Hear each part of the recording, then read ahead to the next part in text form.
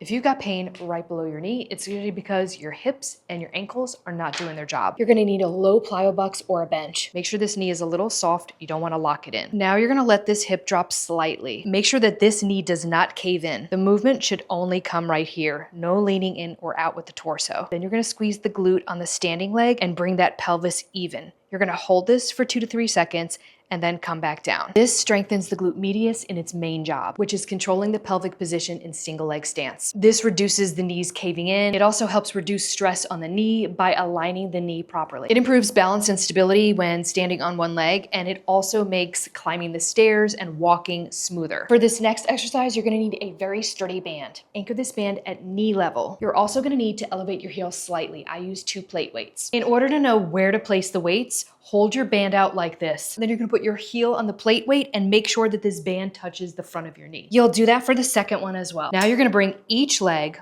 on the inside of the end of the band. It's gonna go right underneath your knee. Now place your heels on those plate weights. The key is to keep that tension in the band the entire time. You don't wanna have any slack in this. You're gonna lean back in slightly and allow the band to hold you in place. Make sure that your knees do not cave in. Now you're gonna sit back like you're sitting in a chair. You're gonna hold this position for 5 to 10 seconds, and then you're gonna come up. Do 2 to 3 reps of these. So this builds quad strength effectively without grinding that kneecap. It makes sitting to standing and climbing stairs smoother. This next one, you're gonna get into a half kneeling position. Make sure that the toes are pointing forward, your knee is not collapsed, and your arch is not over pronated, leaning inward. You're gonna lean in and you're gonna drive the knee directly over your foot until you can't go any further. Also make sure that your torso is straight the entire time, and then you're gonna lift your toes and hold for 2 to 3 seconds. Do 8 to 10 reps of these per side. This restores active dorsiflexion so that your ankle absorbs load instead of the knee. It makes stairs and squats feel smoother and less pinchy. This last move is gonna integrate everything all together. You're gonna need a box or a bench. The size of the box is gonna depend on if you're a beginner or more advanced, and also your height. If you're a beginner, start with a box that's gonna be almost knee level height. Now, sit on the edge of the bench. Stand up, this is gonna be your starting point. So you're gonna lean in and put the weight on this leg. Squeeze your abs, squeeze your glutes, bring your arms out straight,